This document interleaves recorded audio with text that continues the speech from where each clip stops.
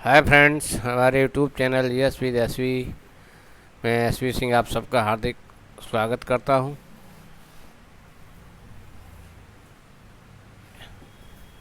आज हम लोग हीट नामक चैप्टर के ऊष्मा के एमसीक्यू सॉल्व करेंगे।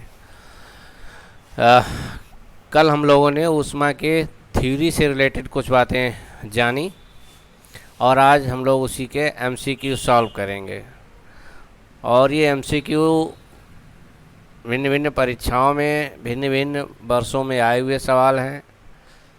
क्वालिटी के साथ साथ क्वांटिटी भी ठीक ठाक है। 100 से अधिक, लगभग 150 के आसपास सवाल हैं। कुछ बहुत सरल सवाल हैं, कुछ बहुत कठिन भी हैं, कुछ मीडियम भी हैं। अच्छे सवाल हैं। पहला सवाल पढ़ते हैं। वस्तु को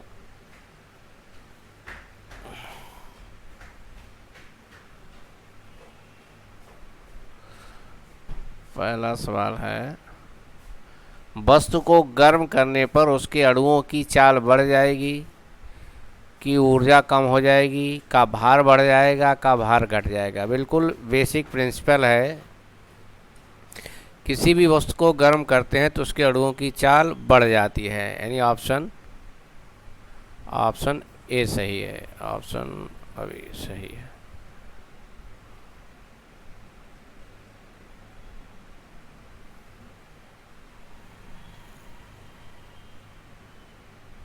ऑप्शन ए सही है। दूसरा सवाल है, किसी वस्तु का ताप किसका सूचक है? किसी वस्तु का ताप किसका सूचक है? उसके अणुओं की कुल ऊर्जा का, उसके अणुओं की औसत ऊर्जा का, उसके अणुओं के कुल वेग का, उसके अणुओं के औसत गतिज ऊर्जा का। किसी वस्तु का ताप उसके अणुओं की औसत गतिज ऊर्जा का इंडिकेटर होता है। ये भी एकदम सिद्धांत जैसी चीज़ है, आपको याद रखनी है। किसी वस्तु का टेम्परेचर उसके अणुओं के औसत गतिज ऊर्जा का परिचायक होता है। अगला क्वेश्चन नंबर 3 देखते हैं। वस्तु का ताप सूचित करता है कि संपर्क करने पर ऊष्मा उस वस्तु से अपेक्षाकृत अधिक ताप पर की वस्तु में प्रवाहित होगी, अपेक्षाकृत कम ताप की वस्तु में उस वस्तु से प्रवाहित होगी, उस वस्तु से पृथ्वी में प्रवाहित होगी, पृथ्वी से उस वस्तु में प्रवाहित होगी। ऊष्मा का फ्लो अधिक टेम्परेचर से निम्न टेम्परेचर की ओर होता है। बस ये बात ध्यान रखनी है। तो इसका जवाब होगा, किसी वस्तु का ताप यह सूचित करता है कि संपर्क करने पर ऊष्मा अपेक्षाकृत कम ताप की वस्तु में उस वस्तु से प्रवाहित होगी, यानी हायर टेम्परेचर से लोअर टेम्परेचर में ऊष्मा का फ्लो होता है सदैव। क्वेश्चन नंबर 4,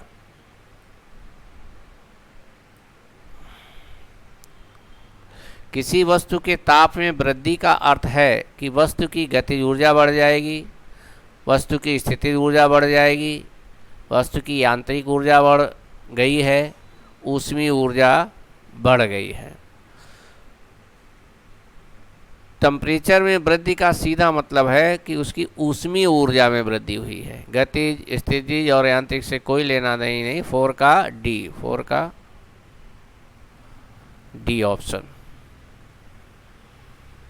क्वेश्चन नंबर 5, जब किसी वस्तु को ठंडा किया जाता है तब उसके अणुओं की ऊर्जा बढ़ जाती है कि चाल घट जाती है, का द्रव्यमान बढ़ जाता है, का भार बढ़ जाता है। जब किसी वस्तु को ठंडा किया जाता है तब उसके अणुओं की ऊर्जा बढ़ जाती है, चाल घट जाती है, द्रव्यमान बढ़ जाता है या भार बढ़ जाता है।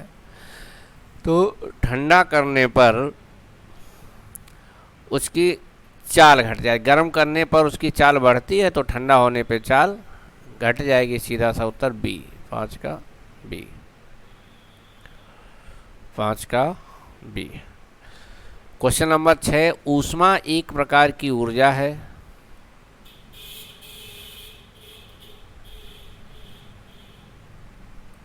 ऊष्मा एक प्रकार की ऊर्जा है जिसे कार्य में बदला जा सकता है। इसका प्रत्यक्ष प्रमाण सबसे पहले किसने दिया? बहुत अच्छा सवाल है।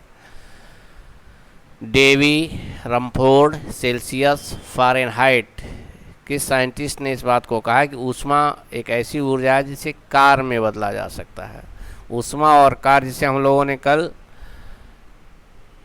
W/Q=J पढ़ा था, वही है। ये सबसे पहली बात कही रमफोर्ड नाम के साइंटिस्ट ने। रमफोर्ड नाम के साइंटिस्ट ने।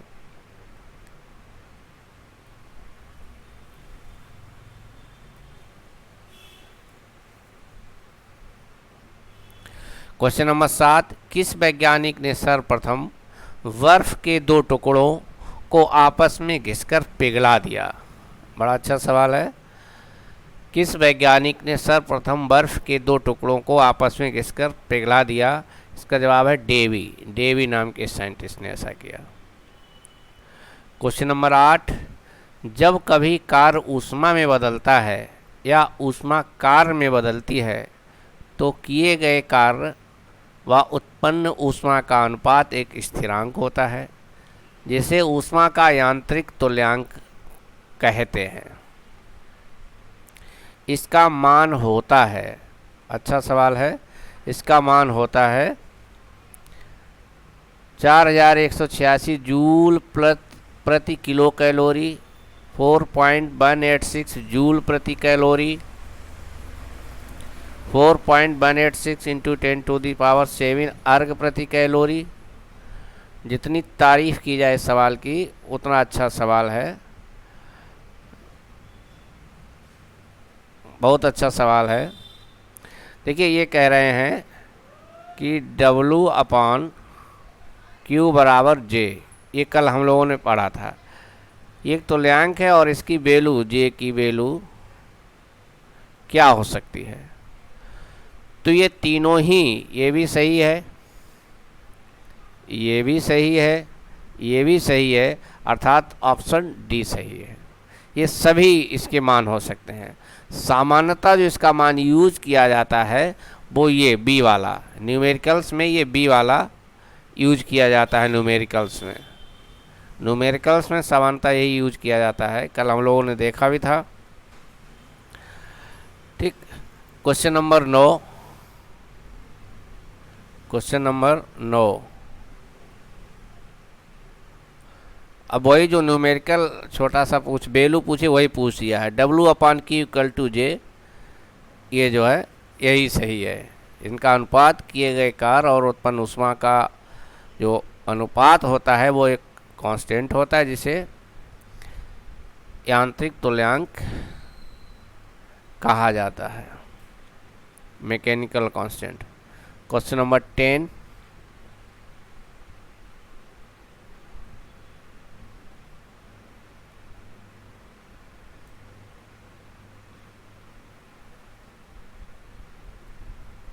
Question number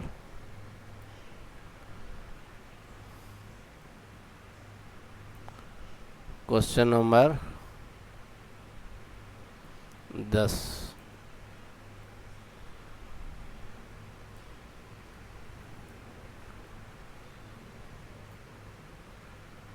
question number 10,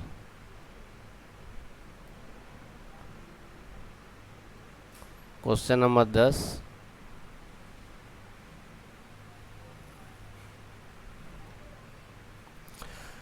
question number 10, जब कुछ पानी का लगातार मंथन किया जाता है तब उसका ताप बढ़ जाता है। इस क्रिया में ऊष्मा ऊर्जा का रूपांतरण ऊष्मीय ऊर्जा में होता है, ऊष्मीय ऊर्जा का रूपांतरण ऊष्मा ऊर्जा में होता है, यांत्रिक ऊर्जा का रूपांतरण ऊष्मीय ऊर्जा में होता है, या ऊष्मीय ऊर्जा का रूपांतरण यांत्रिक ऊर्जा में होता है। सवाल पढ़ें, बड़ा अच्छा ही कॉन्सेप्चुअल सवाल है। जब कुछ पानी का लगातार मंथन, चर्निंग किया जाता है उसका ताप बढ़ जाता है। इस क्रिया में ये ऊर्जा के ट्रांसफॉर्मेशन पे सवाल, किस प्रकार की, एक प्रकार की ऊर्जा का दूसरे प्रकार की ऊर्जा में बदलना। इसमें एक मशीन है जिससे हम लोग मंथन करते हैं किसी भी इंस्ट्रूमेंट से और टेम्परेचर बढ़ता है, यानी यांत्रिक ऊर्जा का ऊष्मीय ऊर्जा में रूपांतरण होता है। ऊष्मीय ऊर्जा का यांत्रिक ऊर्जा का ऊष्मीय ऊर्जा में ऊष्मा पैदा होती है और किसी मशीन के द्वारा उसी में बदल जाती है। क्वेश्चन नंबर 11, वाष्प इंजन में उबलते हुए जल का तापमान किस कारण से उच्च हो सकता है? जल में विलीन पदार्थ होते हैं। बॉयलर के अंदर निम्न दाब होता है, बॉयलर के अंदर उच्च दाब होता है। अग्नि अत्यधिक उच्च तापमान पर होती। वाष्प के इंजन में उबलते हुए जल का तापमान किस कारण से उच्च हो सकता है? और इसका जवाब है, देखिए वैसे तो पानी का तापमान 100 है, लेकिन जब हम दाब बढ़ा देंगे तो उसका ताप भी बढ़ जाएगा। दाब बढ़ा देंगे तो, क्योंकि P is proportional to T, हम लोग पढ़ेंगे, बेसिक प्रिंसिपल होते हैं इसमें, जैसे P is proportional to T, ये कोई ये भी नियम होता है। प्रेशर बढ़ेगा तो टेम्परेचर भी बढ़ेगा, प्रेशर अधिक होने से तापमान भी उच्च हो जाता है। और दूसरा बेसिक बॉयल और चार्ल्स के रूल्स वही तो है, P is proportional to 1/V। Pressure बढ़ेगा तो वॉल्यूम घटेगा, जब प्रेशर बढ़ेगा तो टेम्परेचर भी बढ़ता है। क्वेश्चन नंबर 12,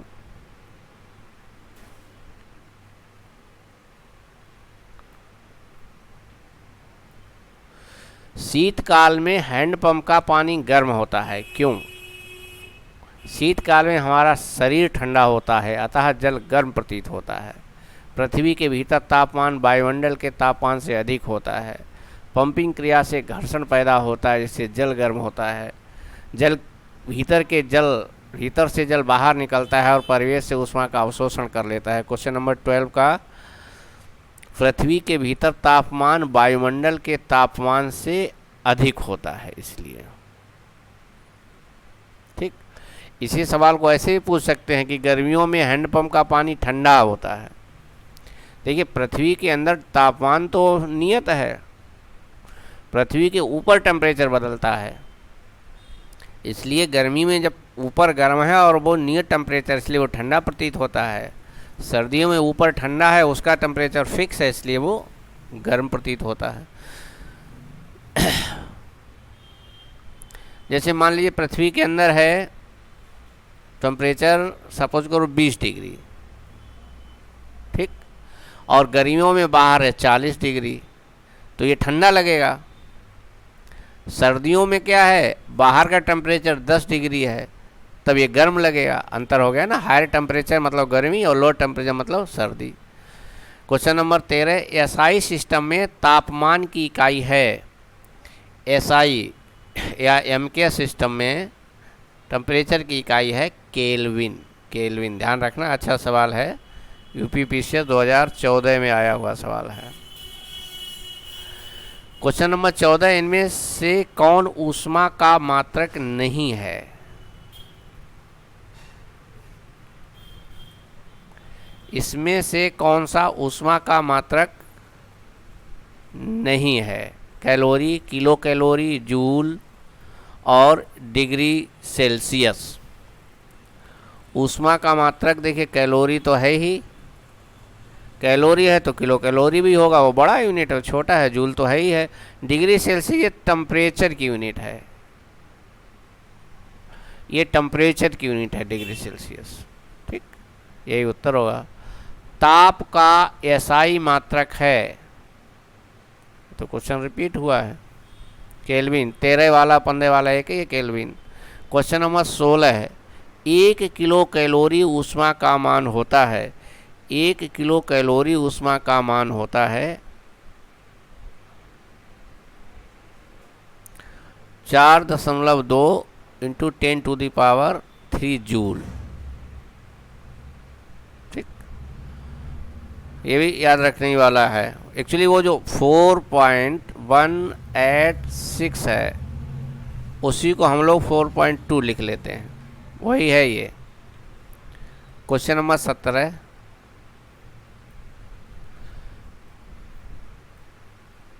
जल प्रपात के अधः स्थल पर जल का तापमान ऊपर की अपेक्षा अधिक होने का कारण है। अधः स्थल मतलब नीचे, ऊपर की तुलना में नीचे का जल का ताप अधिक होता है, क्यों? अधः स्तर पर जल की स्थिति ऊर्जा अधिक होती है, नहीं। अधर तल पर पृष्ठ ऊर्जा उपलब्ध कराता है, गिर रहे जल की गतिज ऊर्जा ऊष्मा में बदल जाती है। बिल्कुल यही उत्तर है, गिर रहे जल की गतिज ऊर्जा ऊष्मा में बदल जाती है। लेकिन परीक्षा में ऐसा नहीं करना चाहिए। परीक्षा में आपको चारों ऑप्शन पढ़ने चाहिए। आपको बिल्कुल 100% श्योर है कि नहीं सी ऑप्शन सही है, उसके बावजूद भी डी ऑप्शन को पढ़ लेना चाहिए। 100 में एक सवाल भी अगर गलत हो गया तो वो नुकसान करता है, कई बार वो निर्णायक भी होता है। गिरता हुआ जल परिवेश से ऊष्मा का शोषण करता है, नहीं, सी ऑप्शन है, एसएससी में किसी साल आया हुआ सवाल है। क्वेश्चन नंबर 18 पे चलते हैं हम लोग। क्वेश्चन नंबर 18 पे चलते हैं।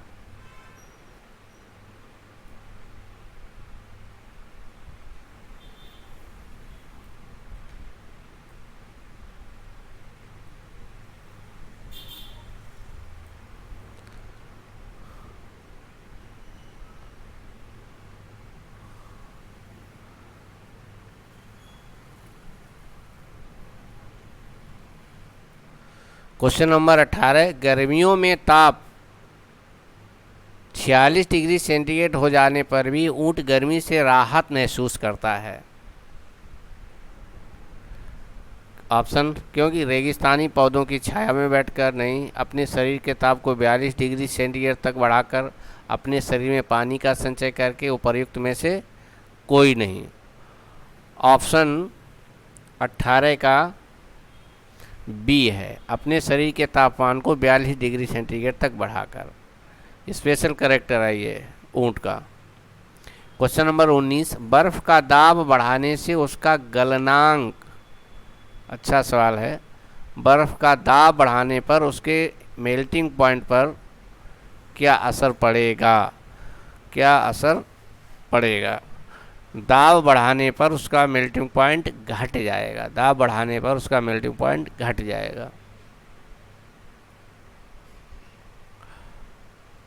क्वेश्चन नंबर 20, गैस तापमापी द्रव तापमापियों की तुलना में ज़्यादा संवेदी होते हैं क्योंकि गैस की विशिष्ट ऊष्मा अधिक होती है, गैस का प्रसार गुणांक अधिक होता है, गैस हल्की होती है, गैस की विशिष्ट ऊष्मा कम होती है।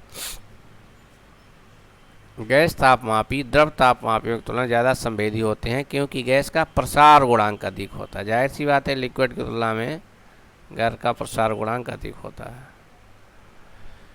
युग्म तापमापी थर्मोकपल थर्मोमीटर किस सिद्धांत पर आधारित है? क्वेश्चन नंबर, ताप युग तापमापी सीवेक के प्रभाव पर आधारित है। अब सीवेक का प्रभाव क्या है? एक्चुअली दो तारों को जब अलग अलग टेम्परेचर पे रखा जाता है तो उसी टाइप का कुछ सिद्धांत, तो ऊष्मा का फ्लो कैसे होता है उसी से रिलेटेड है कुछ ये। अत्यधिक ऊंचे तापों की माप की जाती है। क्वेश्चन नंबर 22, अच्छा सवाल है, बहुत बार आया है, ये बहुत बार आया है, इम्पॉर्टेंट सवाल है। अत्यधिक ऊंचे तापों की माप की जाती है प्लेटिनम प्रतिरोध तापमापी से, ताप युग्म तापमापी से, पूर्ण विकिरण तापमापी से, नाइट्रोजन गैस तापमापी से। ऑप्शन सी सही है और कई बार आया ये सवाल, कई बार आया है, इम्पॉर्टेंट है। क्वेश्चन नंबर 23, पूर्ण विकिरण उत्तापमापी किस सिद्धांत पर आधारित है? सीवेक के प्रभाव पर, पेल्टियर के प्रभाव पर, स्टीफेन के नियम पर, जूल के प्रभाव पर। ये स्टीफेन के नियम पर आधारित है। क्वेश्चन नंबर 24, दूर की वस्तुओं जैसे सूर्य आदि का ताप किस तापमापी के द्वारा मापा जाता है? ताप युग्म तापमापी द्वारा, प्लेटिनम प्रतिरोध तापमापी द्वारा, पूर्ण विकिरण तापमापी द्वारा। इनमें से कोई नहीं। इसका है पूर्ण विकिरण उत्तापमापी, इंपॉर्टेंट है, पूर्ण विकिरण उत्तापमापी। क्वेश्चन नंबर 25, ठंडे देशों में पारा के स्थान पर अल्कोहल को तापमापी द्रव के रूप में वरीयता दी जाती है क्योंकि अल्कोहल का द्रवांक निम्न होता है, अल्कोहल ऊष्मा का बेहतर संचालक होता है, अल्कोहल पारा से अधिक सस्ता होता है, अल्कोहल का विश्व उत्पादन पारा से अधिक। डी और सी तो एकदम से नहीं है। अल्कोहल का द्रवांक निम्नतर होता है। 25 का ए, इसका जो फ्रीजिंग पॉइंट है वो कम होता है। ठीक, पारा ऊंचे ताप पर भी जमने लगता है जबकि अल्कोहल नहीं जमता है। क्वेश्चन नंबर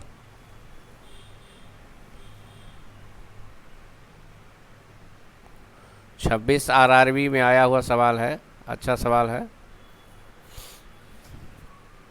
क्वेश्चन नंबर 26, विकिरण पायरोमीटर से कितना तापक्रम नापा जा सकता है? 100 से 250 डिग्री सेल्सियस, 100 डिग्री सेंटीग्रेड तक, 250 से 500 डिग्री सेंटीग्रेड तक, 800 डिग्री सेंटीग्रेड से ऊपर। ऑप्शन डी 26 का डी सही है। थर्मोकपल ताप युग्मक द्वारा बनाया जाता है, किसके द्वारा बनाया जाता है? थर्मोकपल दो सदृश धातुओं द्वारा बनाया जाता है, दो सिमिलर धातुओं द्वारा बनाया जाता है। सूर्य का ताप मापा जाता है, प्लेटिनम तापमापी, गैस तापमापी, पायरोमीटर, बाष्पन दाब तापमापी के द्वारा। सूर्य का ताप नापा जाता है पायरोमीटर तापमापी के द्वारा।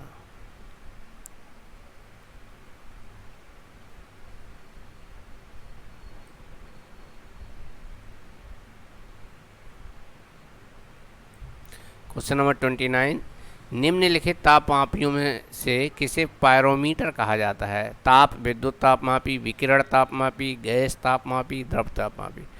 विकिरण तापमापी, ये जो है यूपीपीसीएस 2016 में आया हुआ सवाल, अच्छा सवाल है।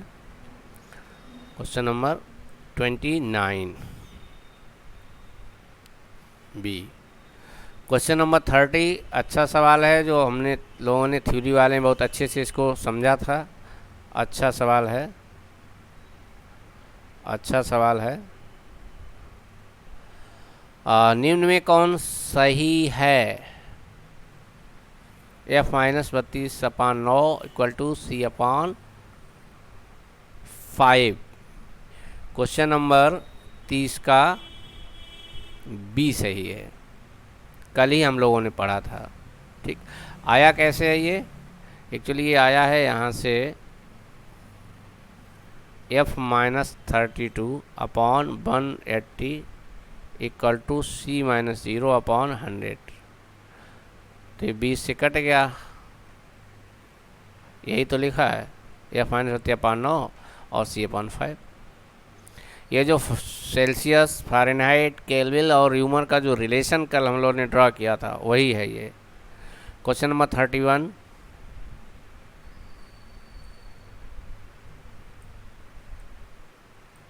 क्वेश्चन नंबर 31, सेल्सियस तापक्रम पर जल के क्वथनांक तथा हिमांक होते हैं क्रमशः, यानी बॉइलिंग पॉइंट और फ्रीजिंग। ध्यान देना, ये ऑप्शन मत कर देना भाई, बहुत अच्छा सवाल है कुछ नहीं। बॉइलिंग पॉइंट होता है 100 और फ्रीजिंग पॉइंट होता है 0 डिग्री सेल्सियस। चलिए चलते हैं हम लोग क्वेश्चन नंबर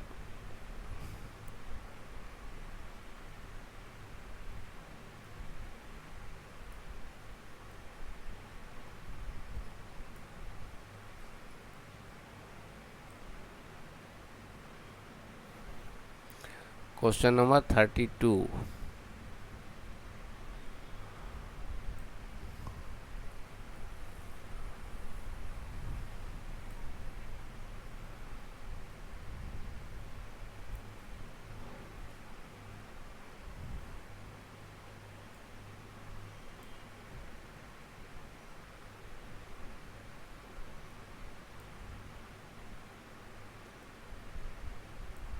क्वेश्चन नंबर 32, ताप के सेल्सियस पैमाने पर परम शून्य ताप होता है।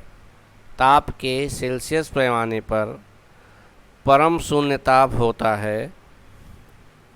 -273 याद ही कर लेना, बहुत सिंपल सा है। माइनस परम शून्य ताप कहा जाता है, इससे नीचे ताप प्राप्त करना संभव नहीं होता, इसलिए इसको परम शून्य ताप कहा गया है।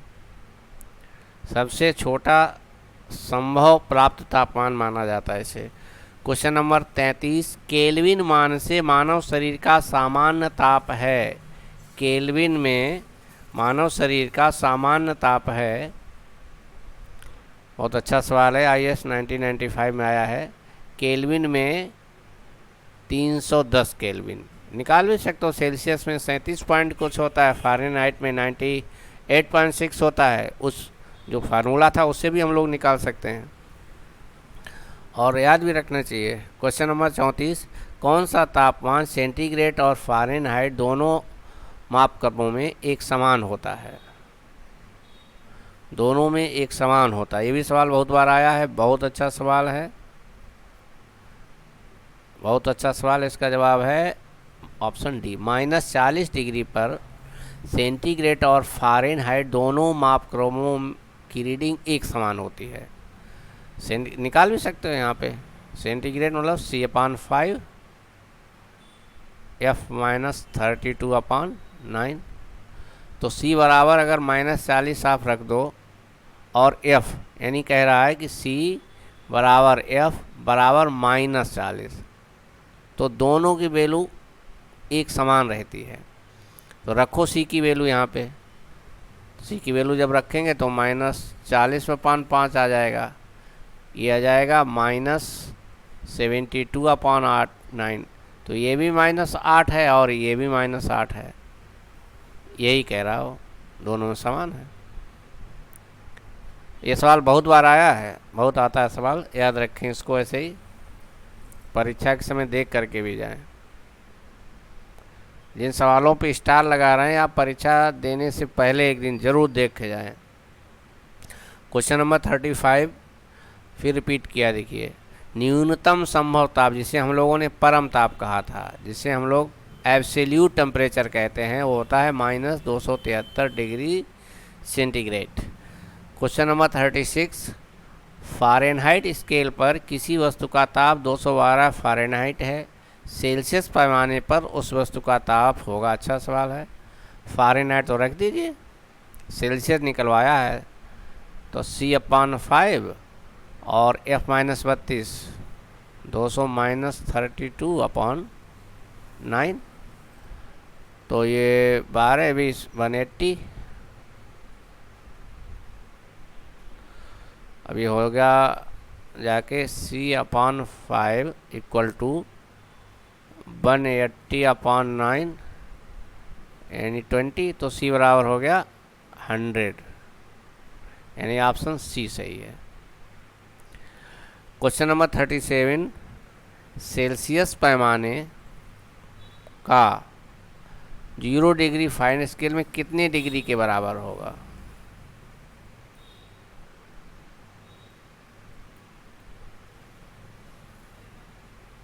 क्वेश्चन नंबर 37 है, सेल्सियस पैमाने का 0 फ़ारेनहाइट पर कितने डिग्री के बराबर? तो इसको भी निकाल दो यहाँ पे, इसको कहाँ पे निकाल, यहाँ पे निकाल देते हैं। 0 फ़ारेनहाइट C/5 और 0 फ़ारेनहाइट 0 -30/9।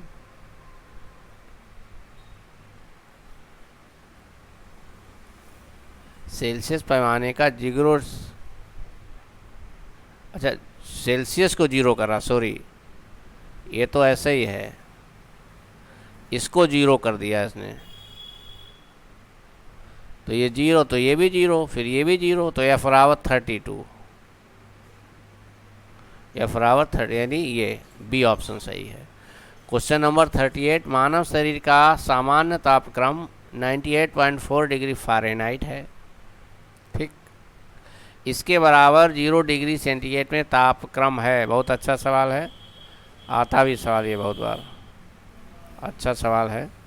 क्वेश्चन नंबर 38 का आप कैलकुलेट कर सकते, वहीं से निकलेगा जो ये सूत्र है C/5 = F-32/9, और इसका जवाब होगा 35.72 डिग्री सेंटीग्रेड। कैलकुलेट कर लेंगे तो भी वही आएगा। क्वेश्चन नंबर 39, फ़ारेनहाइट मापक्रम पर सामान्य वायुमंडलीय दाब पर उबलते पानी का ताप होता है। बहुत आसान है। 32 माना था इसने, him freezing point, boiling point को माना था सॉरी, बॉइलिंग पॉइंट को माना था 212। कल हम लोगों ने थ्योरी वाले वीडियो में पढ़ा भी था इसको। Option D.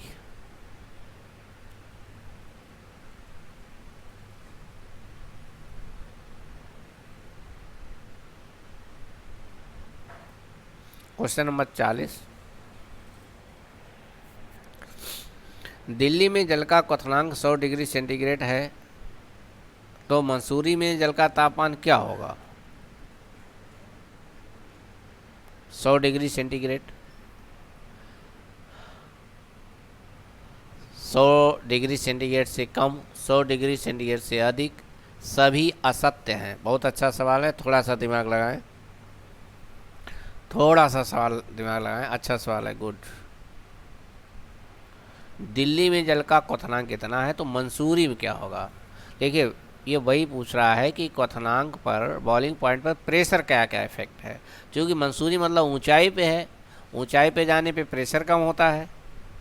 जब प्रेशर कम होता है तो टेम्परेचर भी कम हो जाएगा। जब बॉइलिंग पॉइंट करेंगे तो रिड्यूस हो जाएगा, यानी 40 का बी ऑप्शन सही है। बढ़िया सवाल है।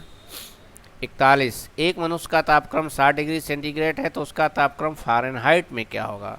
सेल्सियस है तो C/5 से आप कैलकुलेट कर देंगे और इसका जवाब आएगा 140 डिग्री फ़ारेनहाइट, यानी 60/5 इक्वल टू F-32/9, यानी 12 में 108, 108 प्लस 32, ये फ़ारेनहाइट वैल्यू यानी 140। क्वेश्चन नंबर 42, किसी मनुष्य के शरीर का सामान्य तापक्रम होता है। आरआरबी में आया हुआ सवाल है, आरआरबी में आया हुआ है, बहुत अच्छे सवाल हैं। किसी मनुष्य के शरीर का सामान्य तापक्रम होता है 98 degree Fahrenheit, 98 degree Celsius, 68 degree Fahrenheit, 66 degree Fahrenheit. अच्छा सवाल है। और 98 एक्चुअली होता तो 98 पॉइंट, लेकिन अब इसमें ऑप्शन नहीं है तो 98 degree Fahrenheit. Question number 43, question number 43, तप्त जल के थैलों में जल का प्रयोग किया जाता है। तप्त जल के थैलों में जल का प्रयोग किया जाता है क्योंकि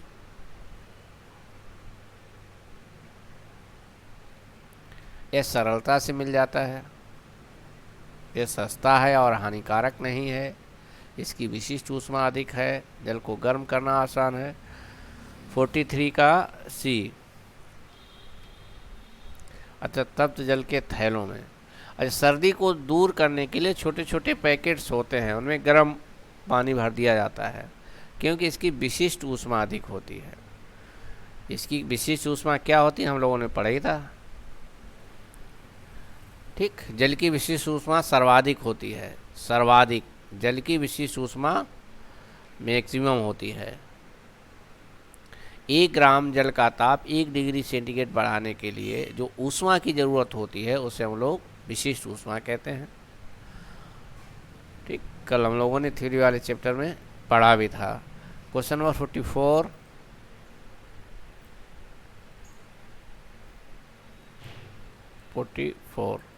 धातु की चायदानियों में लकड़ी के हैंडल क्यों लगाए जाते हैं? लकड़ी ऊष्मा की कुचालक है, इससे बिजली का शॉक नहीं लगता, इससे पात्र सुंदर लगता है, इसमें स्वच्छता होती है। क्वेश्चन नंबर 44 का ए, लकड़ी ऊष्मा की कुचालक है। क्वेश्चन नंबर 45, जब गर्म पानी को मोटे कांच के गिलास के ऊपर छिड़का जाता है तो वह टूट जाता है, इसका क्या कारण है? अचानक ही गिलास विस्तारित हो जाता है, अचानक ही गिलास संकुचित हो जाता है, जल वाष्पित हो जाता है।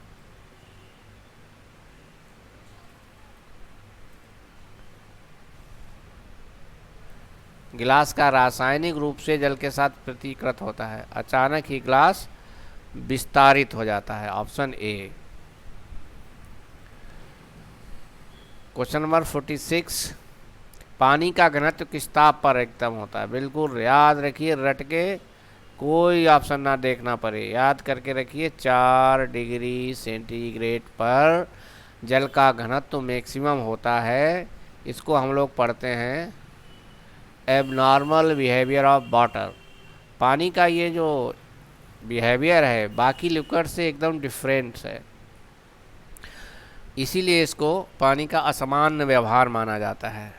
सारे जितने भी लिक्विड हैं उनका घनत्व 0 डिग्री सेंटीग्रेड मैक्सिमम होता है, लेकिन जल का घनत्व 4 डिग्री सेंटीग्रेड पर मैक्सिमम होता है। इसे जल का असामान्य व्यवहार कहा जाता है, abnormal behaviour of water. Question number 46, और चलिए हम लोग चलते हैं 47। क्वेश्चन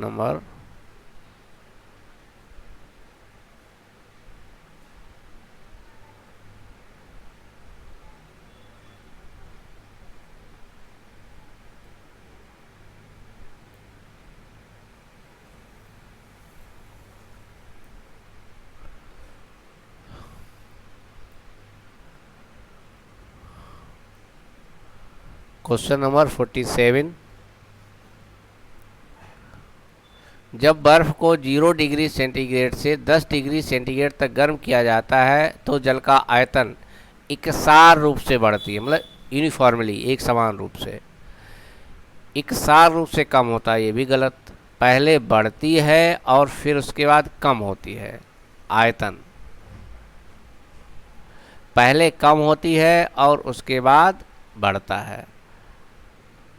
देखिए, पहला यूनिफॉर्मली तो नहीं होता है। ये एबनॉर्मल बिहेवियर ऑफ वाटर जो चर्चा कर रहे थे उसी से रिलेटेड सवाल है, और बहुत बढ़िया सवाल है। पहले बढ़ता है उसके बाद कम होता है, नहीं, पहले कम होता है उसके बाद बढ़ता है आयतन। तो इसका डी ऑप्शन है। एक्चुअली जब 0 से 4 तक क्या होता है, इसका आयतन कम होता है, नहीं, घनत्व बढ़ता है 4 डिग्री सेंटीग्रेड से तक लगातार कम होता है। लेकिन इसके आगे जैसे ही बढ़ते हैं तो ये बढ़ना शुरू होता है, आयतन बढ़ता है और घनत्व कम होता है। 0 से 4 के भी लगातार घटता है और यहाँ इंक्रीज होता है, होना शुरू होता है। तो पहले कम होता है उसके बाद बढ़ता है। वॉल्यूम, बढ़िया सवाल है। घनत्व को जब रिवर्स कर दोगे तो वॉल्यूम की बात आ जाएगी। यहाँ वॉल्यूम पूछा है तो घनत्व को रिवर्स कर लीजिए यहाँ पे। क्वेश्चन नंबर 48, यदि जल को 10 डिग्री सेंटीग्रेड से 0 डिग्री सेंटीग्रेड तक ठंडा किया जाए तब क्या होगा? उसी सवाल को पलट दिया है। जल का आयतन 4 डिग्री सेंटीग्रेड तक तो कम होगा, फिर बढ़ेगा। जल का घनत्व लगातार बढ़ेगा, 4 डिग्री सेंटीग्रेड पर अधिकतम हो जाएगा। जल का आयतन लगातार घटेगा, 4 डिग्री पर न्यूनतम हो जाएगा। जल का घनत्व 4 डिग्री सेंटीग्रेड तक बढ़ेगा और फिर बढ़ेगा। अच्छा सवाल है। जल का आयतन 4 डिग्री सेंटीग्रेड तक तो कम होगा और फिर बढ़ेगा। 48 का ए। रिवर्स हो रहे हैं ना, 0 से अभी पढ़ा, 0 से 4 तक बढ़ता है घनत्व।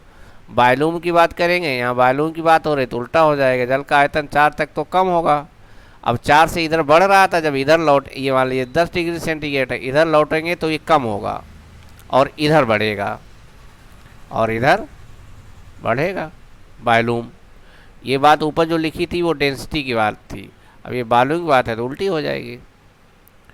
अच्छा सवाल है। Question number 49, question number 49,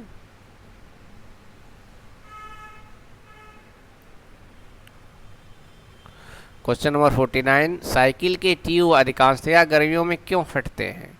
question number 49, क्यों फटते हैं? गर्मी के कारण ट्यूब फट जाता है, गर्मी के कारण रबड़ बहुत कमज़ोर हो जाता है, गर्मी के कारण रबड़ कड़ा हो जाता है। नो, उपरोक्त में से कोई नहीं। गर्मी के कारण एक्चुअली हवा का एक्सपेंशन होता है और ये गर्मी के कारण, गर्मी बढ़ने से प्रेशर भी बढ़ता है। टेम्परेचर बढ़ेगा तो प्रेशर बढ़ता है और ट्यूब फट जाता है। क्वेश्चन नंबर 50, शीशे की छड़ जब भाप में रखी जाती है तो उसकी लंबाई बढ़ जाती है परंतु उसकी चौड़ाई पे क्या प्रभाव पड़ता है? अच्छा सवाल है, यूपी पीसीएस में आया हुआ। इसकी चौड़ाई अप्रभावित रहती है, घटती है, बढ़ती है, अव्यवस्थित रहती है। शीशे की छड़ जब भाप में रखी जाती है तब इस पर क्या प्रभाव पड़ता है? लंबाई बढ़ जाती है परंतु इसकी चौड़ाई इरेगुलर हो जाती है। अच्छा सवाल है, अव्यवस्थित, इरेगुलर हो जाती है। Question number 51,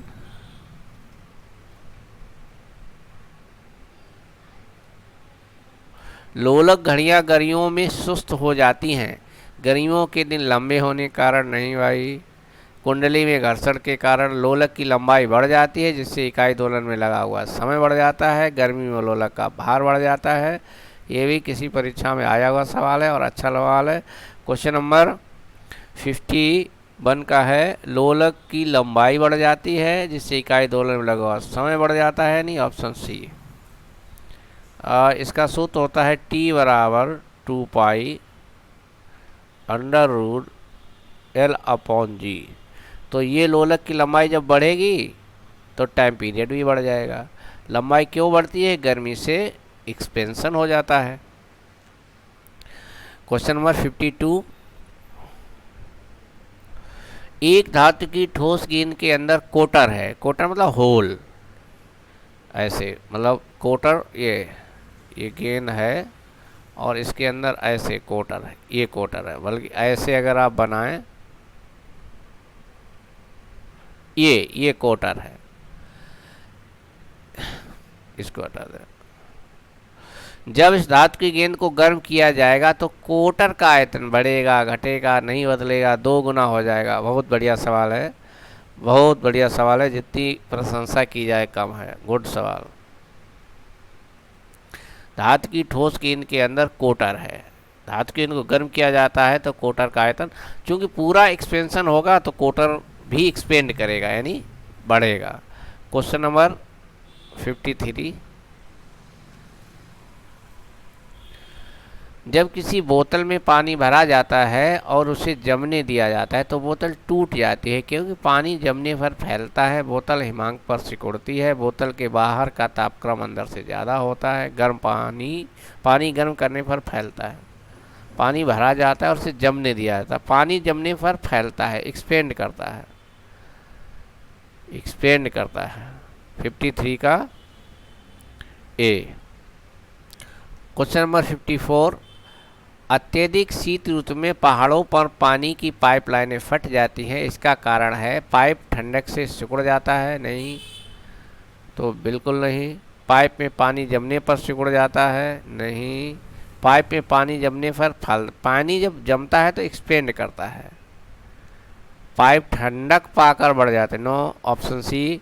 question number 54, 55।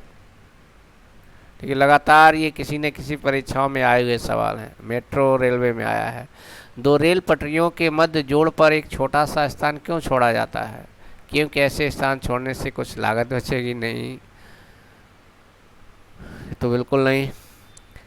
क्योंकि धातु गर्म करने पर फैलती है और ठंडी होने पर संकुचित होती है। देखते हैं अभी इसे आवश्यक गुरुत्व बल उत्पन्न करने के लिए इनमें से कोई नहीं। 55 का बी, 55 का B. Question number 56, question number 56 को आगे लाते हैं। किसी झील की सतह का पानी बस जमने ही वाला है, झील के आधा स्थल में जल का क्या तापमान होगा? 0 degree centigrade, 1 degree centigrade, 2 degree centigrade, 4 degree centigrade. Railway group D में आया हुआ सवाल है और अच्छा सवाल है। किसी झील की सतह का पानी बस जमने ही वाला है, झील के आधा स्थल में जल का क्या तापमान? 4 डिग्री सेंटीग्रेड। ये सवाल बहुत पूछा जाता है, इसीलिए झील में मछलियाँ जिंदा बनी रहती हैं। ऊपर जम जाती है, नीचे टेम्परेचर कम बना रहता है। क्वेश्चन नंबर 57, शीतकाल में जब ठंड से जल जम जाता है तब मछलियां और अन्य जलीय जीव जीवित रह सकते हैं, क्योंकि जल का केवल ऊपरी परत ही जमता है। ऑप्शन तो यही सही है, लेकिन पढ़ लेते हैं। अन्य गर्म स्थानों पर चले जाते हैं। सी, सुरक्षित जीवित रह सकते हैं, क्योंकि उनमें ठंड बर्दाश्त करने की अंतः निर्मित प्रणाली होती है। डी, मर जाते हैं। क्वेश्चन नंबर 57 का ए, जीवित रह सकते हैं क्योंकि जल का केवल ऊपरी परत ही जमता है। Question number 57। और हमें लगता है यहीं पे रखना चाहिए, 45 मिनट हो भी गए हैं। एक वीडियो में डाल पाना थोड़ा सा संभव नहीं है। आगे हमें लगता है 2 वीडियो और बनेंगे इसके, या 45 मिनट हो चुका है। इसको यहीं पे करते हैं। अगले वीडियो फिर हम लोग 50-60 सवाल लेकर के हाजिर होंगे। बहुत बहुत धन्यवाद। और थ्योरी चैप्टर पढ़ने के बाद सवालों को हल ज़रूर करेंगे, फिर मैं कहूँगा। और लाइक, शेयर और कमेंट तथा सब्सक्राइब करना नहीं भूलें। ओके, चलिए इसी के बाद अगले वीडियो में डालेंगे, क्योंकि 45 मिनट का हो भी चुका है। बहुत बहुत धन्यवाद। पढ़ते रहिए,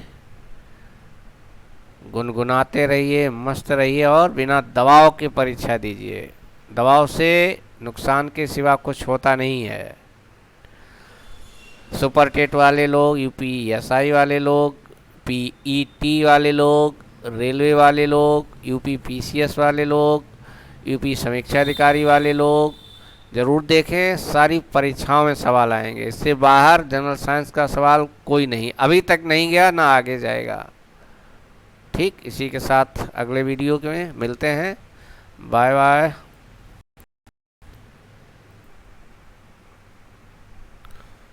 चलिए इसको आगे कंटिन्यू ही कर दिया जाए। हमने तो सोचा था इसको ब्रेक दें एक वीडियो को, लेकिन तेज़ी से करते हैं। आगे थोड़ी स्पीड बढ़ा के करते हैं ताकि सवाल भी हो जाए। और चलिए इसको लाते हैं। Question number 58। Question number 58।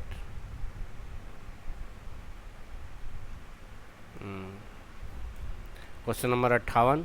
ऊष्मा के संचरण की विधि है चालन, संवहन, विकिरण, उपयुक्त सभी। उपयुक्त सभी हम लोगों ने थ्योरी वाले में बहुत अच्छे से इसको पढ़ा था। तीनों विधियां हैं, तीनों में क्या अंतर है, तीनों क्या उदाहरण है, सब थ्योरी वाली वीडियो में है।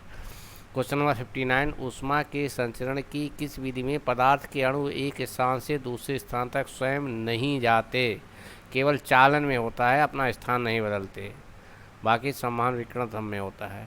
Question number 60। थोड़ा सा स्पीड बढ़ा के करेंगे तभी हो पाएंगे। आप लोग 2x पर करके भी देख सकते हैं इसको, जब भी वाच करें एक बार आराम से पढ़ें, देखें, उसके बाद 1.5x या 2x पे करके भी इसको रिवाइज कर सकते हैं। Question number 60। द्रवों तथा गैसों में ऊष्मा का स्थानांतरण निम्नलिखित में से किसी विधि द्वारा होता है। चालन, संवहन, विकिरण, इनमें से सभी। द्रवों तथा गैसों में ऊष्मा का संवहन किस विधि से होता है? द्रवों और गैसों में केवल संवहन विधि से हो सकता है, कन्वेक्शन। Question number 61। विद्युत केतली में पानी गर्म होता है चालन के कारण, संवहन के कारण, विकिरण के कारण, इनमें से कोई नहीं। इसका जवाब भी है संवहन के कारण। 61 का बी, संवहन के कारण। कल हम लोगों ने थ्योरी वाले में समझा भी था इसको।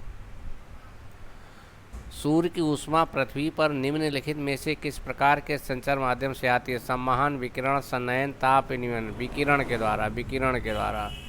Question number 63। ऊष्मा के स्थानांतरण की किस विधि में माध्यम आवश्यक नहीं है? विकिरण में। कल इसको भी बहुत अच्छे से पढ़ा था। देखिए, एक संपूर्ण फ़ायदा आप तभी उठाएंगे जब थ्योरी के वीडियो भी साथ साथ देखेंगे, उसको देखने के बाद MCQ पे आएँ। यही एक क्लासिकल तरीका है सबसे अच्छा। Question number 64। ऊष्मा संचरण की वह विधि जिसमें माध्यम के कण गति नहीं करते कौन सी है?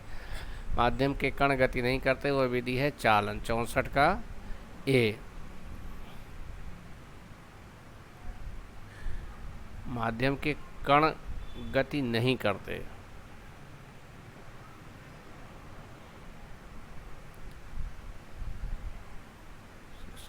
60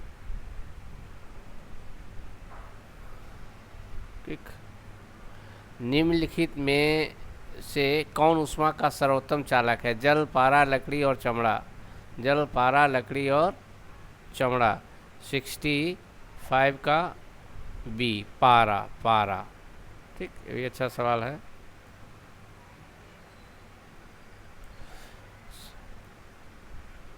चांदी की, क्वेश्चन नंबर 66, चांदी की ऊष्मीय चालकता तांबे की ऊष्मीय चालकता की अपेक्षा कम होती है, अधिक होती है, बराबर होती है, इनमें से कोई नहीं। चांदी की ऊष्मीय चालकता अधिक होती है। सब धातुओं में सर्वाधिक चांदी की ऊष्मीय चालकता होती है। क्वेश्चन नंबर 67, बोलोमीटर मापन की एक युक्ति है। दाब के पौधों में वृद्धि के, ऊष्मीय विकिरण के, वायु की गति के। और ये यूपीपीसीएस 2014 में आया है। क्वेश्चन नंबर 67 का है सी ऊष्मीय विकिरण। बोलोमीटर से ऊष्मीय विकिरण नापा जाता है। क्वेश्चन नंबर 68, क्वेश्चन नंबर 68, ठंड के दिनों में लोहे के गुटके और लकड़ी के गुटके को प्रातःकाल में छुएं तो लोहे का गुटका ज़्यादा ठंडा लगता है, क्योंकि लोहे के गुटके का ताप लकड़ी के गुटके से कम होता है। लकड़ी की तुलना में लोहा ऊष्मा का अच्छा चालक है। लकड़ी की तुलना में लोहा ऊष्मा का खराब चालक है। लोहे का गुटका लकड़ी से भारी है। इसका ऑप्शन है बी, लकड़ी की तुलना में लोहा ऊष्मा का अच्छा चालक है। 68 का बी। क्वेश्चन 69, कड़े जाड़े में झील की सतह हिमशीतित हो जाती है, किंतु उसके तल में जल द्रव अवस्था में बना रहता है। यह किस कारण होता है? इसको लेकर के बहुत सारे सवाल हैं। जल का जो असामान्य व्यवहार है कि 4 डिग्री पे उसका घनत्व मैक्सिमम होता है, जबकि बाकी सारे द्रवों का 0 पे होता है, उसी को लेकर सारे सवाल हैं। बर्फ़ की ऊष्मा को चालक नहीं। झील की सतह और वायु का तापमान एक जैसा होने के कारण उसमें कोई हानि नहीं होती। नहीं, जल की सघनता 4 डिग्री सेंटीग्रेड पर अधिकतम होती है। इस संदर्भ में उपयुक्त कथन में से कोई भी सही नहीं। यूपीपीसीएस में आया हुआ है ऑप्शन सी। क्वेश्चन नंबर 70, एक टेबल पंखे को बंद कमरे में चलाने पर कमरे की हवा, एक टेबल पंखे को बंद कमरे में चलाने पर कमरे की हवा गर्म होगी, ठंडी होगी, कोई प्रभाव नहीं, पर इसको नहीं गर्म होगी। इसका भी पक्का सवाल है, गर्म होगी। जो पंखा चलाने से कमरे की हवा गर्म होती है, लेकिन फिर भी हमें ठंडक का अनुभव होता है, वो इसलिए क्योंकि हमारे पसीने का वाष्पन होता है। क्वेश्चन नंबर 71, कमरे में रखे हुए रेफ्रिजरेटर के दरवाजे खुले छोड़ दिए जाएं तो कमरा रेफ्रिजरेटर के भीतर के ताप तक ठंडा हो जाएगा। कमरा रेफ्रिजरेटर के अंदर से भी अधिक ताप तक ठंडा हो जाएगा। कमरा धीरे धीरे गर्म हो जाएगा। कमरे में वायु का ताप बढ़ती रहेगा। ऑप्शन सी, कमरा धीरे धीरे गर्म हो जाएगा। क्वेश्चन नंबर 71 का सी।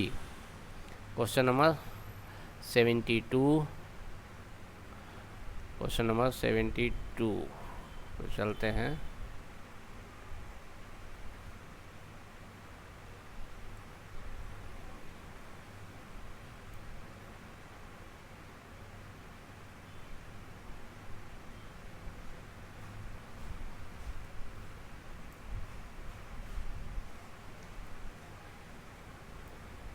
क्वेश्चन नंबर 72, यदि किसी धातु को खाना पकाने के बर्तन बनाने में प्रयुक्त किया जाता है तो ताप चालकता कम होनी चाहिए, अधिक होनी चाहिए, विद्युत चालकता कम होनी चाहिए, घनत्व अधिक होना है।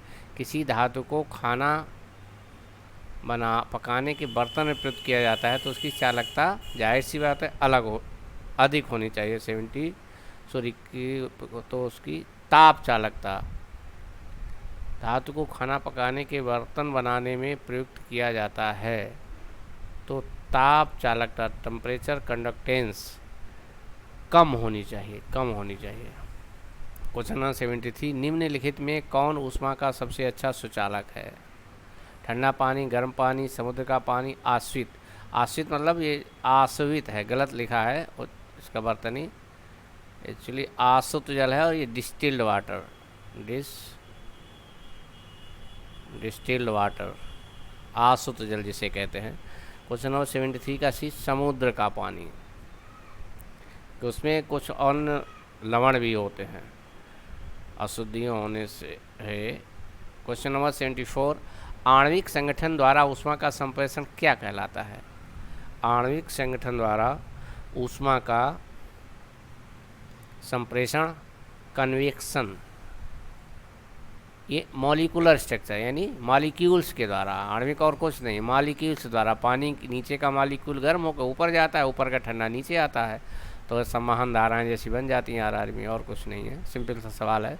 क्वेश्चन नंबर 75, निम्नलिखित द्रव्यों में कौन सा ऊष्मा का बहुत अच्छा चालक है? पारा, पानी, ईथर और बेंजीन। क्वेश्चन नंबर, इन सबों में पारा सबसे अच्छा चालक होता है, इसलिए थर्मामीटर में यूज किया जाता है। सूर्य विकिरण का कौन सा भाग सोलर कुकर को गर्म कर देता है? सूर्य विकिरण का कौन सा भाग पराबैंगनी, अवरक्त, कॉस्मिक, प्रकाशीय, अवरक्त किरणें, इंफ्रारेड किरणें।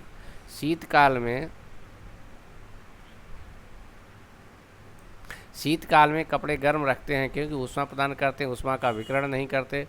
वायु को शरीर के संपर्क में आने से रोकते हैं, शरीर की ऊष्मा को बाहर जाने से रोकते हैं। क्वेश्चन नंबर 77 का डी, शरीर की ऊष्मा को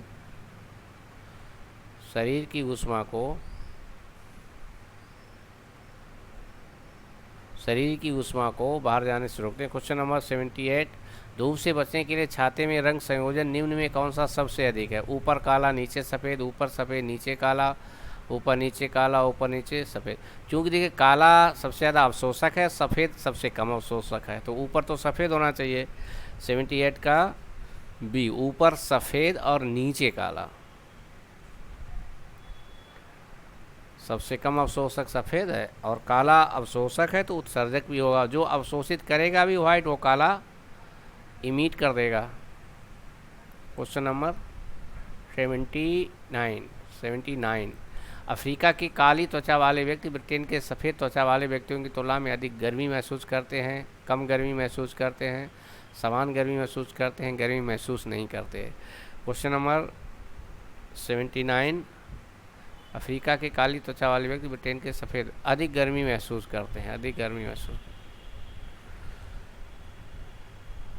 क्वेश्चन नंबर 80, सुबह का सूरज इतना गर्म नहीं होता जितना दोपहर का, क्योंकि सूरज की किरणें सुबह के समय धीरे चलती हैं। सुबह के समय सूरज ठंडा होता है, सुबह के समय पृथ्वी सूरज से अधिक दूर होती है, सुबह के समय सूरज की किरणों को अंतरिक्ष में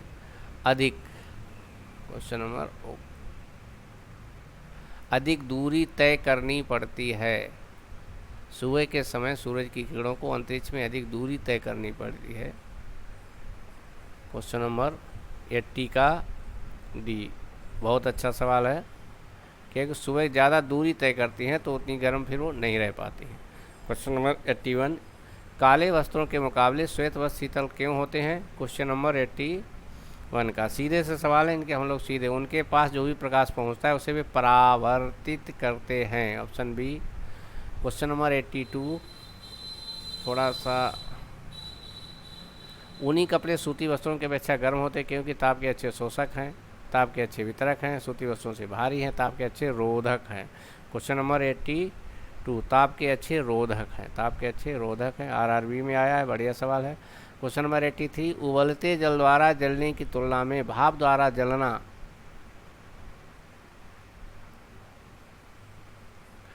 उबलते जल द्वारा जलने की तुलना में भाप द्वारा जलना अधिक कष्टदायक होता है। भाप में गुप्त ताप होता है, भाप के प्रकार के गैस से तथा यह कार्य को शीघ्रतापूर्वक निमग्न करती है। शरीर के कार में उपस्थित छिद्रों द्वारा भाप आसानी से प्रवेश कर जाती है, भाप का ताप बहुत अधिक होता है। क्वेश्चन नंबर 83 कल हम लोगों ने डिस्कस किया था, भाप की गुप्त ऊष्मा जल से अधिक होती है, भाप की गुप्त ऊष्मा अधिक होती है इसलिए। क्वेश्चन नंबर 84, वायुमंडल में आर्द्रता की उपस्थिति एक ऐसे स्टील के गिलास की बाहर सतह पर जल की बूंदें देखकर सुनिश्चित की जाती है जो भरा हो। वायुमंडल में आर्द्रता ठंडे जल से। क्वेश्चन नंबर 84 का सी, ठंडे जल से आर्द्रता की उपस्थिति बाहर सतह पे जल की बूंदें जो भरा हो ठंडे जल से। क्वेश्चन नंबर 85, क्वेश्चन नंबर 85 का है, सॉरी, क्वेश्चन नंबर 85, अच्छे उत्सर्जक अच्छे अवशोषक होते हैं। कल हमने बताया था, ये चारों नियम डिस्कस किए थे, शायद ऊष्मागतिकी का नहीं हुआ था, ये तीनों हुए थे, किरचॉफ, स्टीफन, न्यूटन। ये किरचॉफ महोदय ने कही थी। 85 का ए, अच्छे उत्सर्जक अच्छे अवशोषक भी होते हैं। क्वेश्चन नंबर 86, क्वेश्चन नंबर 86 पे हम लोग चलते हैं। क्वेश्चन नंबर 86,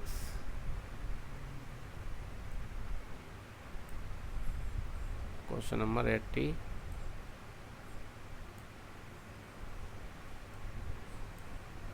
किसी कृष्णिका के एकांक पृष्ठीय क्षेत्रफल से प्रति सेकेंड उत्सर्जित विकिरण ऊर्जा उसके परम ताप के चतुर्थ घात के अनुक्रमानुपाती होती है।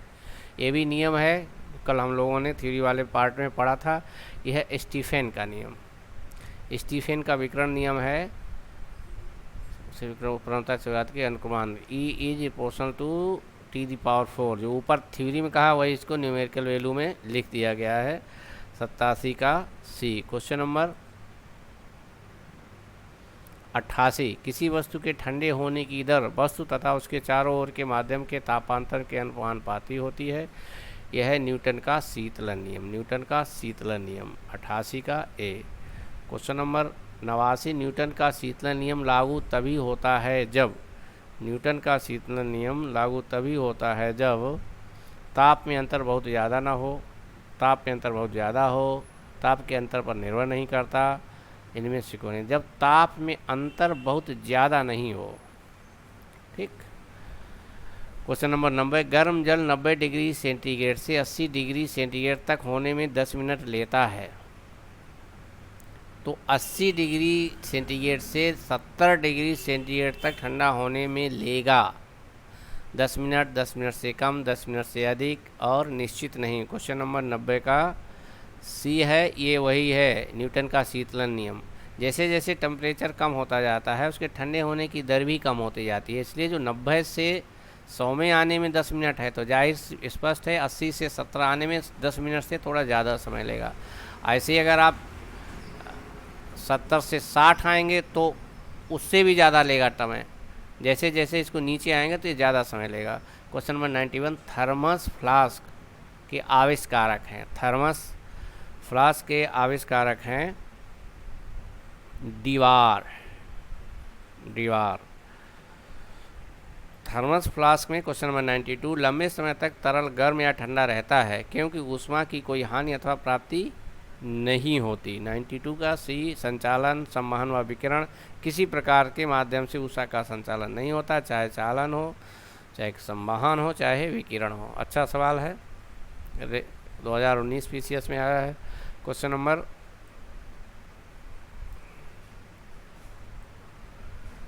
93, थर्मस फ्लास्क की आंतरिक दीवारें चमकीली होती हैं। थर्मस फ्लास्क की आंतरिक दीवारें चमकीली होती हैं क्योंकि संवहन द्वारा होने वाली ऊष्मा हानि को रोकने के लिए, विकिरण द्वारा होने वाली ऊष्मा हानि को रोकने के लिए, चालन द्वारा ऊष्मा हानि को रोकने के लिए। क्वेश्चन नंबर 93, विकिरण द्वारा ऊष्मा हानि को रोकने के लिए दीवारें चमकीली बनाई जाती हैं। क्वेश्चन नंबर 94, थर्मस फ्लास्क तरल पदार्थों को लंबे समय तक गर्म रखता है क्योंकि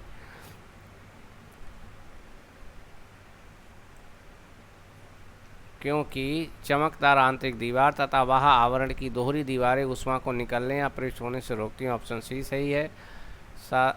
सरल से सवाल है, थोड़ा सा स्पीड बढ़ा के चलेंगे।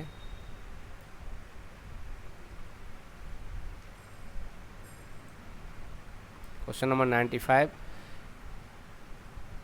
किस विधि से ऊष्मा स्थानांतरण को न्यूनतम करने के लिए थर्मल फ्लास्क की दीवारों पर कलई की जाती है?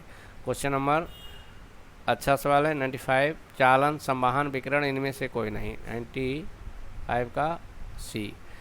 क्वेश्चन नंबर 96, किसी पदार्थ के एकांक द्रव्यमान का ताप 1 डिग्री सेल्सियस बढ़ाने में लगी ऊष्मा कहलाती है विशिष्ट ऊष्मा। विशिष्ट ऊष्मा की परिभाषा ही यही है, कल हम लोगों ने पढ़ी भी थी। क्वेश्चन नंबर 97, निम्नलिखित में से किसमें सर्वोच्च विशिष्ट ऊष्मा का मान होता है? कांस, तांबा, सीसा जल की विशिष्ट ऊष्मा सर्वोच्च होती है। कल ये 4-5 बार हमने बात बताई थी थ्री वाले वीडियो में। थ्री वाले वीडियो ज़रूर देखें, बहुत अच्छी कंटेंट है उसमें। क्वेश्चन नंबर 98, दिन के समय पृथ्वी समुद्र के जल की अपेक्षा बहुत जल्दी गर्म हो जाती है। पृथ्वी जल्दी गर्म हो जाती है समुद्र की तुलना में, क्योंकि पृथ्वी का घनत्व जल की अपेक्षा अधिक होता है। 9, समुद्र में रहने वाले जलीय जंतुओं के कारण बिल्कुल नहीं, ख़त्म करो इसे।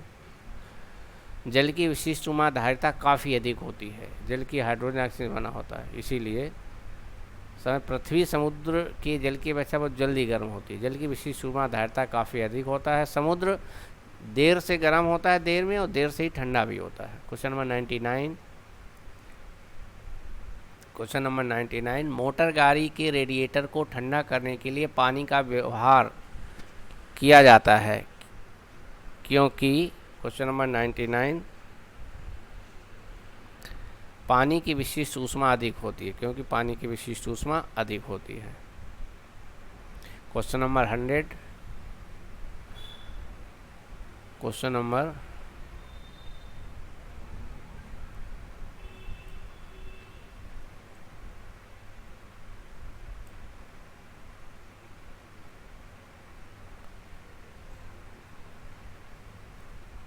नंबर 100 है ये।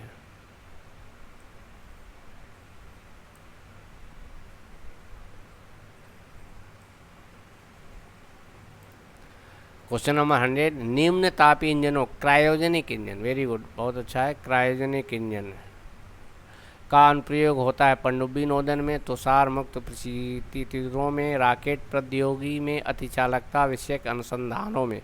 बहुत अच्छा सवाल है क्वेश्चन नंबर 100 का, ये रॉकेट प्रौद्योगिकी में, और ये IS 95 में आया हुआ सवाल, बहुत अच्छा है। क्रायोजेनिक्स इंजन क्या है इनका, स्पेस टेक्नोलॉजी में उपग्रहों को प्रक्षेपण आदि में बहुत प्रयोग किया जाता है। और पहले भारत इन्हें आयात करता था अमेरिका से, रूस से, लेकिन अब भारत ने अपना स्वयं का क्रायोजेनिक इंजन बना लिया है। बहुत लो टेम्परेचर पर भी ये काम करते हैं, वेरी लो टेम्परेचर पे। क्वेश्चन नंबर 101, निम्न तापीय परीक्षण किस ताप पर किया जाता है। निम्न तापीय परीक्षण किस ताप पर किया जाता है। 101 का है -196 डिग्री सेंटीग्रेड पर। कुछ थोड़ा सा इसका इमेज अच्छा नहीं है, इसलिए हम बहुत सावधानी से पढ़ रहे हैं इन सवालों को। क्वेश्चन नंबर 102, न्यून तापमानों क्रायोजेनिक्स का अनुप्रयोग होता है अंतरिक्ष यात्रा, सरलकर्म, कई सारे अंतरिक्ष, सरलकर्म, दूर मिति में, बहुत सारे ऑप्शन दिए हैं। इसका होता है अंतरिक्ष में तो होता ही, सरलकर्म एवं चुंबकीय प्रोत्यापन में भी। Question number A, question number 103, question number 103, किसी ठोस पदार्थ के बिना द्रव में बदले सीधे वाष्पावस्था में परिवर्तित होने को कहते हैं। ठोस को बिना द्रव में बदले सीधे भाप में, इसको कहते हैं सब्लिमेशन, ऊर्ध्वपातन, सब्लिमेशन, जैसे कपूर उदाहरण है इसका। क्वेश्चन नंबर 104, ऊर्ध्वपातन सब्लिमेट पदार्थ हैं कपूर, नेप्थलीन, अमोनियम क्लोराइड, उपर्युक्त सभी, ये चारों पदार्थ सब्लिमेट सब्सटेंस हैं। एक कपूर भी है, नेप्थलीन भी है, और अमोनियम क्लोराइड है। बहुत अच्छा सवाल है, ज़रूर इसको याद करें, स्टार इम्पॉर्टेंट।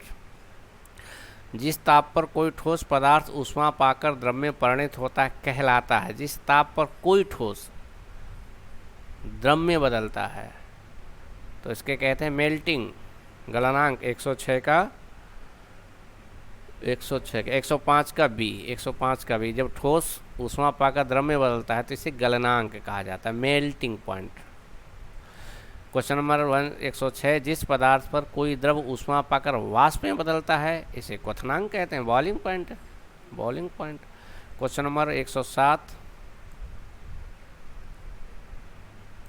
शुद्ध पदार्थ में कोई अन्य पदार्थ मिला देने पर उसके गलनांक पर क्या प्रभाव पड़ेगा। उसके 107 में उसके गलनांक पर क्या प्रभाव पड़ेगा, उसका गलनांक भी घट जाएगा, उसका गलनांक भी घट जाएगा। क्वेश्चन नंबर 108, मिश्र धातुओं की गलनांक उनके अवयवी धातुओं की अपेक्षा निम्न होते हैं, उच्च होते हैं, बराबर होते हैं, इनमें से कोई नहीं। क्योंकि कुछ मिश्र धातु का मतलब है मूल धातु में कुछ मिलाया गया है, और जब कुछ मिलाया जाता है तो घट जाता है, मेल्टिंग पॉइंट गलनांक घट जाता है। द्रव से वाष्प में पदार्थ के अवस्था परिवर्तन को कहते हैं। द्रव से पदार्थ की अवस्था, द्रव से वाष्प यानी क्या है, द्रव से पदार्थ यानी वाष्पन, 109 का बी, इसको वाष्पन कहते हैं। 110 ठोस से द्रव में पदार्थ की अवस्था परिवर्तन को कहते हैं। गलत, ठोस से द्रव में बड़ा गलन हो गया 110 से। 111 दाब बढ़ने से किसी द्रव का क्वथनांक, दाब बढ़ने से किसी द्रव का क्वथनांक हमेशा बढ़ता है, बढ़ता है। 112 अपद्रव्यों को मिलाने से गलनांक पर क्या प्रभाव पड़ता है? अपद्रव्यों को मिलाने से गलनांक भी घटता है, घटता है। क्वेश्चन नंबर 113 पानी कब उबलता है? अच्छा सवाल है। क्वेश्चन नंबर 113 पानी कब उबलता है? जब इसका वाष्प दाब 1 ग्राम प्रति वर्ग, जब इसका वाष्प दाब वातावरणीय दाब के बराबर हो जाता है। Option C, option C. पानी का त्रिगुणात्मक बिंदु ट्रिपल पॉइंट होता है, पानी का ट्रिपल पॉइंट, अच्छा सवाल है, 273.16 केल्विन। पानी का ट्रिपल पॉइंट, जहाँ वह द्रव लिक्विड गैस तीनों तरह बिहेवियर करता है। ट्रिपल पॉइंट अच्छी कॉन्सेप्ट है, थोड़ी ऊंची कक्षाओं में आती है, लेकिन आप याद रखें ट्रिपल पॉइंट होता है 273.16 केल्विन। क्वेश्चन नंबर 115 किसी द्रव का वाष्पीकरण होने से उसका तापमान बढ़ेगा, घटेगा, तेजी से बढ़ेगा, परिवर्तित रहेगा? जब किसी द्रव का वाष्पीकरण होता है तो उसका टेम्परेचर घटता है साहब, हमेशा घटता है। अच्छा सवाल है, याद रखें। 116 क्वेश्चन नंबर 1,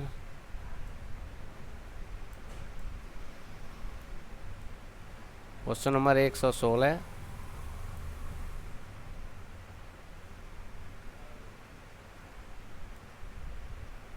क्वेश्चन नंबर 116 वह ताप जिस पर बर्फ, पानी और वाष्प संतुलन में रहता कहा जाता है। जिस टेम्परेचर पर बर्फ, पानी और वाष्प यानी पानी की तीनों अवस्थाएं हैं उसे कहा जाता है त्रिक बिंदु या ट्रिपल पॉइंट, जिसे अभी अभी हम लोगों ने पढ़ा था, पिछले सवाल में देखा था।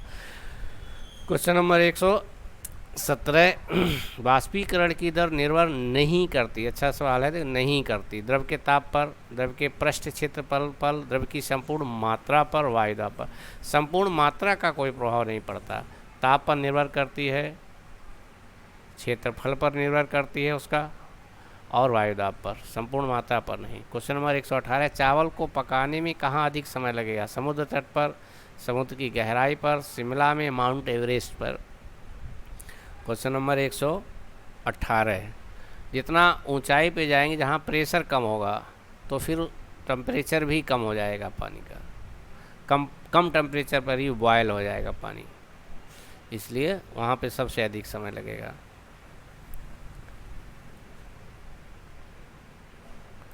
किसी निश्चित द्रव के लिए वाष्पन की दर निर्भर करती है द्रव के ताप पर, वायु के ताप पर।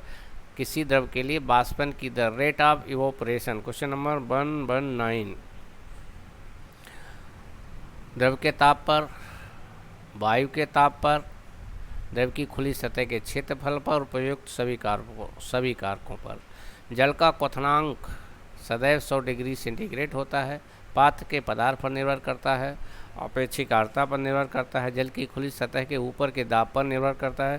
क्वेश्चन नंबर 120 जल की खुली सतह के ऊपर के दाब पर निर्भर करता है। क्वेश्चन नंबर 121 ऊंची पहाड़ियों पर हिमपात क्यों होता है? ऊंची पहाड़ियों पर हिमपात क्यों होता है? ऊंची पहाड़ियों पर तापमान हिमांक से कम होता है, अतः जलवाष्प जमकर बर्फ बन जाती है। Question option C. Question number 122 पर्वतों पर आच्छादित हिम सूर्य की गर्मी द्वारा एक साथ न पिघलने के का कारण है। हाँ, जो पर्वतों पर बर्फ होती है वो एक साथ क्यों नहीं पिघल जाती? क्वेश्चन नंबर 122 अच्छा सवाल है। यह अति कठोर हो जाती है, सूर्य से प्राप्त अधिकांश ऊष्मा को परावर्तित कर देती है, इसका विशिष्ट ऊष्मा क्षमता कम होती है, इसमें संगलन की गुप्त ऊष्मा होती है, यह सूर्य से प्राप्त अधिकांश ऊष्मा को परावर्तित कर देती है, क्योंकि बर्फ़ एक बहुत चिकनी सतह का काम करती है और अच्छे रिफ्लेक्टर का काम भी करती है, इसलिए बहुत सी ऊर्जा तो रिफ्लेक्ट हो जाती है वापस। क्वेश्चन नंबर 123, पहाड़ की चोटियों पर आलूओं को पकाने में अधिक समय लगता है, क्योंकि घुमा फिरा के वही सवाल है, वायुमंडलीय दाब कम होता है। ऊंचाई पे वायुमंडलीय दाब कम होता है, इसलिए लो टेम्परेचर पर ही बॉयल हो जाएगा पानी।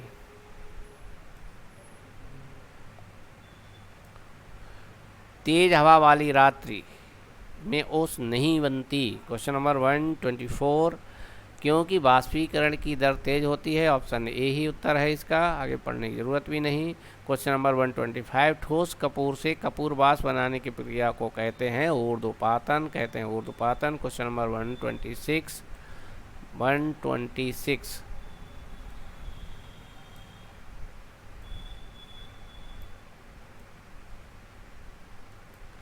गर्मी के दौरान मिट्टी के बर्तन में रखा पानी ठंडा हो जाता है, क्योंकि वाष्पीकरण के कारण। 126 का डी, वाष्पीकरण के कारण। क्वेश्चन नंबर 127, बर्फ के दो टुकड़ों को आपस में दबाने पर टुकड़े आपस में चिपक जाते हैं, क्योंकि दाब अधिक होने से बर्फ का गलनांक घट जाता है। ऑप्शन ए, दाब अधिक होने से गलनांक घट जाता है। बर्फ में स्केटिंग करना प्रदर्शित करता है कि दाब बढ़ाने पर बर्फ का गलनांक घट जाता है। 128 का भी सी। पानी से भरे गिलास में बर्फ का एक टुकड़ा तैर रहा है, टुकड़े के पूरा पिघल जाने पर गिलास में पानी का तल क्या होगा, बढ़ जाएगा, घट जाएगा, अपरिवर्तित रहता है। इनमें से कोई नहीं। बहुत बढ़िया सवाल, अपरिवर्तित रहता है। ये भी देखिए, तीनों सवाल अच्छे सवाल हैं, आरआरबी में आया है, ये भी आरआरबी में आया है। क्वेश्चन नंबर, आगे चलते हैं, 130। क्वेश्चन नंबर 130 और शायद ये लास्ट पेज होगा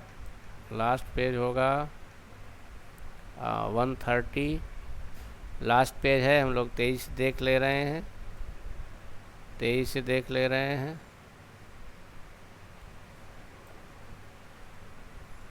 क्वेश्चन नंबर 130,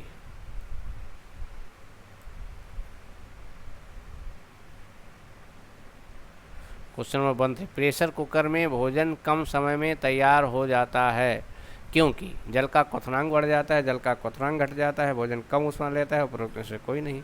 जल का क्वथनांक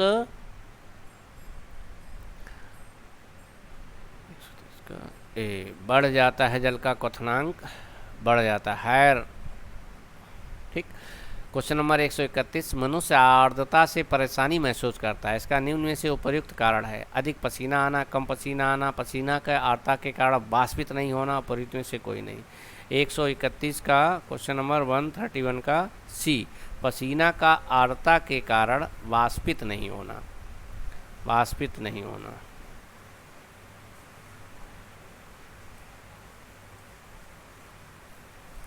किसी द्रव का उसके क्वथनांक से पूर्व उसके वाष्प में बदलने की प्रक्रिया को क्या कहा जाए? किसी द्रव का उसके क्वथनांक से पहले ही, क्वेश्चन नंबर, उसके वाष्प में बदलने की प्रक्रिया को कहा जाता है वाष्पीकरण। बॉयल होने से पहले ही भाप बन गया। क्वेश्चन नंबर 133, पहाड़ों पर पानी निम्नलिखित तापमान पर उबलने लगता है, 100 डिग्री सेंटीग्रेड से कम पर ही उबलने लगता है। ठीक, इसलिए देर में सब्जी बनती है।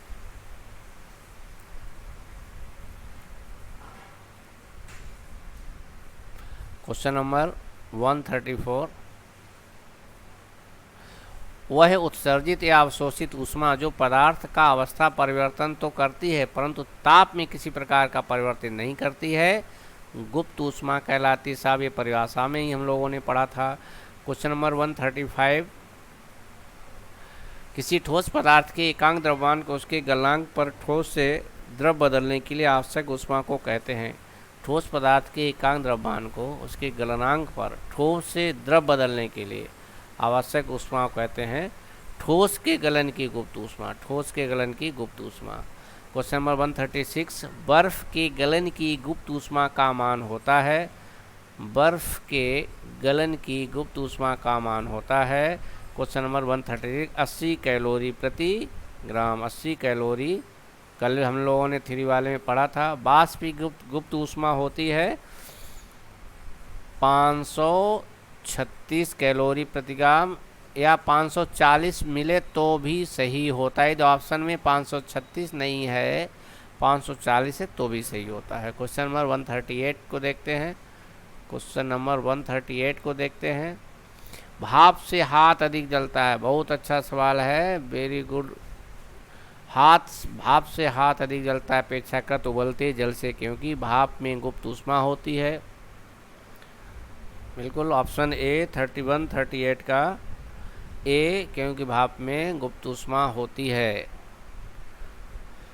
क्वेश्चन नंबर 139, ऊष्मागतिकी के प्रथम नियम से संरक्षित होता है ऊर्जा। ऊर्जा, हाँ, ऊष्मागतिकी के लॉज नहीं पढ़ पाए हम लोग। ऊष्मागतिकी का 0th law, first law, second law, third law, ये सारे पढ़ने हैं, किसी समय मिलेगा जरूर बताएंगे। बहुत अच्छा सवाल है। ऊष्मागतिकी के 4 नियम है, 0th law, first law, second law and third law. इनके क्या अनुप्रिय। क्वेश्चन नंबर 1,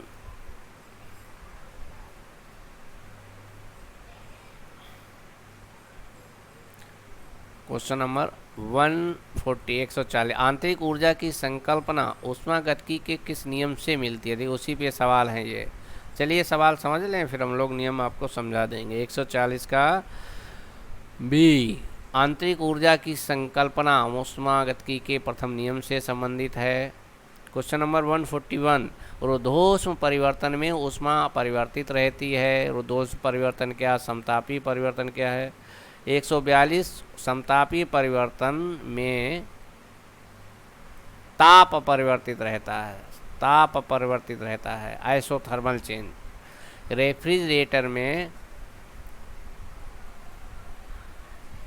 रेफ्रिजरेटर में थर्मोस्टेट का कार्य है एक समान तापमान बनाए रखना। बहुत अच्छा सवाल है, कई बार आया है। ऊष्मागतिकी का प्रथम नियम सामान्यतः किससे संबद्ध मामला है। चार्ल्स के नियम, ऊर्जा संरक्षण के नियम, ऊष्मा विकिरण के नियम, न्यूटन के शीतलन नियम। ये ऊर्जा के संरक्षण से संबंधित है। क्वेश्चन नंबर 145 145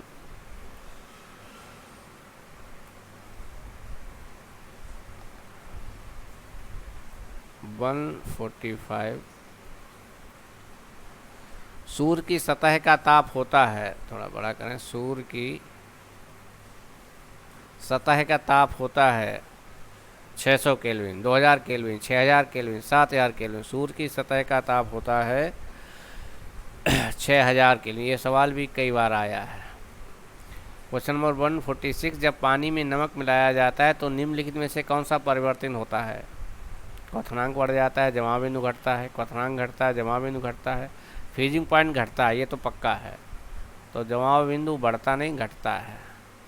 दोनों घटते हैं, ऐसा भी नहीं है। क्वेश्चन नंबर 146 में दोनों बढ़ते हैं, ये भी गलत है। दोनों एक साथ होंगे ही नहीं।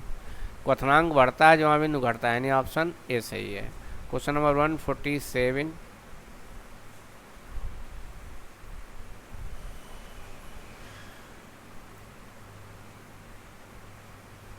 गर्म मौसम में पंखा चलाने से आराम महसूस होता है, क्योंकि पंखा ठंडी हवा देता है। हमारा पसीना तेज़ी से वाष्पीकृत होता है। हमारे शरीर से अधिक ऊष्मा विकृत होती है, हवा की संवाहकता बढ़ जाती है। Option B, option B. बहुत सिंपल सवाल है। क्वेश्चन नंबर 148, कमरे को ठंडा किया जा सकता है पानी के बहने से। संपीड़ित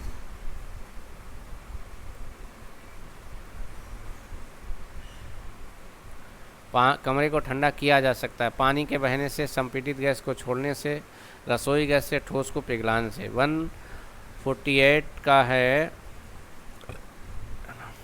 संपीड़ित गैस को छोड़ने से। संपीड़ित गैस को, कंप्रेस गैस को छोड़ दिया जाए तो कमरे को ठंडा किया जा सकता है, क्योंकि वो वातावरण से ऊष्मा को एब्जॉर्ब कर लेगी। जब वातावरण से ऊष्मा को लेगी तो वहाँ पे ठंडा हो जाएगा। क्वेश्चन 149, कोई पुंज ऊष्मा का सबसे अधिक अवशोषण करता है जब वह हो काला और खुरदरा, काला और मसृण, सफ़ेद और खुरदरा, सफ़ेद और मसृण। 149, जब वह काला और खुरदरा हो सबसे अधिक अवशोषण करेगा। अगर चिकना होगा तो रिफ्लेक्ट कर देगा, खुरदरा भी हो काला भी हो सबसे अच्छा। क्वेश्चन नंबर 150, किस बिंदु पर फ़ारेनहाइट तापक्रम सेंटीग्रेड तापक्रम का दुगना होता है? बहुत अच्छा सवाल है। उसी फार्मूले से आप लगा सकते हैं जिससे से हम लोगों ने पिछले सवाल लगाए थे। 100 राजस्थान में आया है 160 डिग्री फ़ारेनहाइट। किस बिंदु पर फ़ारेनहाइट, इसको कहाँ पर लगाएं? चलिए यहाँ पे हम लोग लगा देते हैं। किस फ़ारेनहाइट तापक्रम सेंटीग्रेड का दुगना होता है?